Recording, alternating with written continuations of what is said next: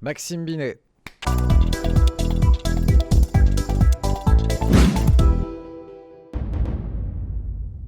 On est au cœur d'LN24 avec Maxime. Merci de nous accueillir. Maxime, dans cette nouvelle chaîne, comment ça s'est passé le lancement maintenant a posteriori?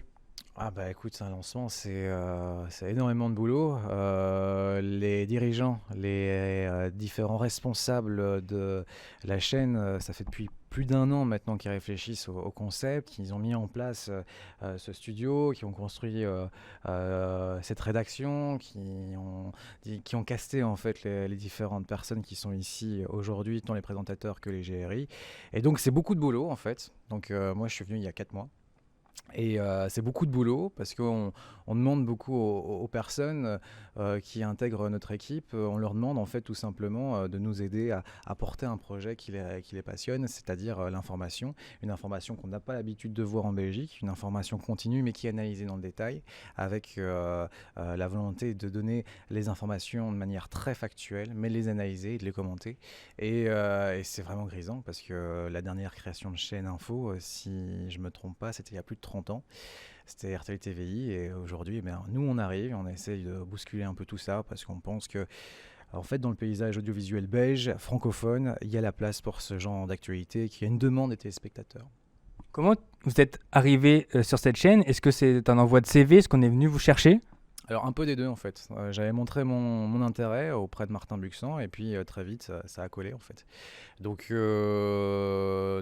très vite il m'a en fait téléphoné, Nicolas Portnoy aussi m'a téléphoné et on a décidé très rapidement de collaborer ensemble parce que le projet en fait était très grisant pour moi. Je venais de la RTBF dans la cellule politique de RTBF et l'idée de faire encore plus de politique, de débattre, aller dans le fond des choses et surtout d'avoir cette place ici à N24, c'était quelque chose qui était très intéressant, très valorisant et aussi l'envie aussi de créer une nouvelle chaîne d'information. Comment se passe une journée pour préparer une émission? Vous êtes le soir à l'antenne. Comment se passe votre journée?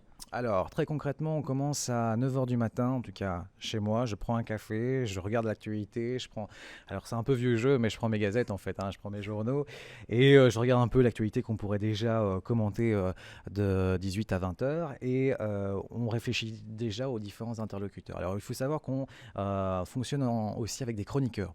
Donc, on a des journalistes flamands qui viennent chaque jour, des journalistes différents d'autres rédactions qui viennent chaque jour faire une sorte de chronique vue de Flandre qui dure 5 minutes, qui nous explique un peu l'actu majeure en Flandre. On a essayé aussi de travailler avec des personnes issues de la société civile, comme on dit. Et donc, c'est beaucoup d'organisation. L'organisation est très conséquente. Et donc, moi, la première chose que je fais en sortant de chez moi, c'est de téléphoner dans le train, en fait.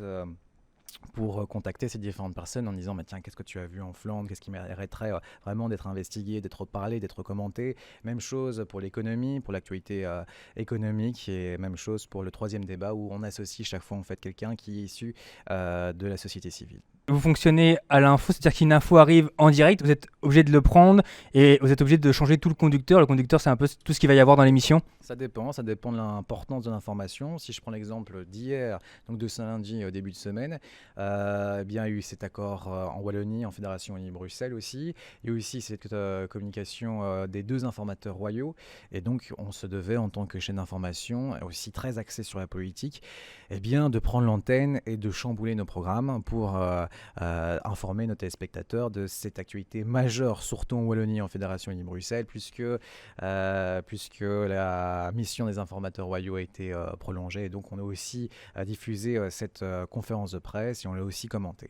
LN24 est un nouveau média. Est-ce que c'est possible de voir LN24 aussi fort que RTL ou la RTBF? Alors, on est différents d'abord. Et puis on vient d'arriver, donc on va nous laisser le temps aussi. On s'installe. La volonté vraiment, c'est aussi d'apporter autre chose que la séquence médiatique entre 19 h et 20 h. On a envie en fait de porter l'information, surtout dans cette information qui est très dominée par les réseaux sociaux, où parfois l'information n'est pas vérifiée lorsqu'on la diffuse. Eh bien, on a envie d'axer les journées de nos téléspectateurs autour de trois grands rendez-vous médiatiques, trois grands rendez-vous d'information, le matin, le midi et le soir.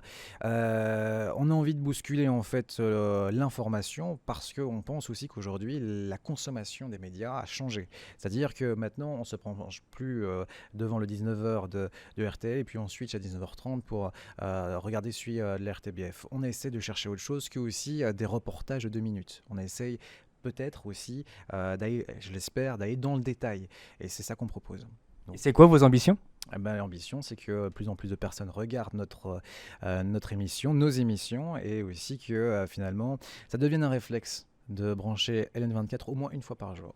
On vous retrouve sur LN24 de 18h à 20h. Exactement, et puis après c'est Johan Condeys, le directeur de l'information, qui viendra à partir de 20h jusqu'à 21h30 dans ce studio pour réaliser un grand débat sur un thème, donc 1h30 de débat sur un seul grand thème.